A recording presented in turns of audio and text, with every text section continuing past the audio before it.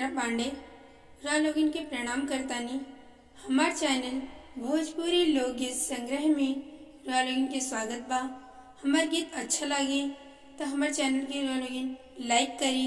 Subscribe करी और अधिक से अधिक शेयर करी ताकि हम कोनो भी वीडियो डाली तो सबसे पहले नोटिफिकेशन रा लोगिन के मिले। अब रा लोगिन हमार गीत सुनी, कमेंट करके बताएं कि गीत कैसा लगे। ए जी सुतला देवर के जगाई कोई से, ए जी सुतला देवर के जगाई कोई से, पियावा गईले कलकत्तावा बोलाई कोई से, पियावा गईले कलकत्तावा बोलाई कोई से, कहिला त कबहू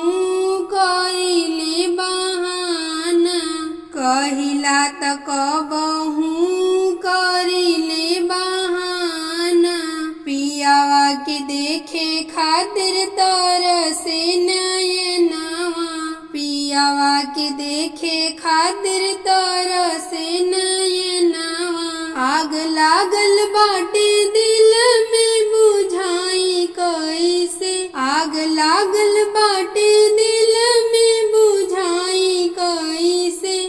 पियावा गईले कलकत्तावा बोलाई कैसे, पियावा गईले कलकत्तावा बोलाई कैसे, ए जी सुतला देवर के जगाई कैसे, ए जी सुतला देवर के जगाई कैसे, पियावा गईले कलकत्तावा बोलाई कैसे, पियावा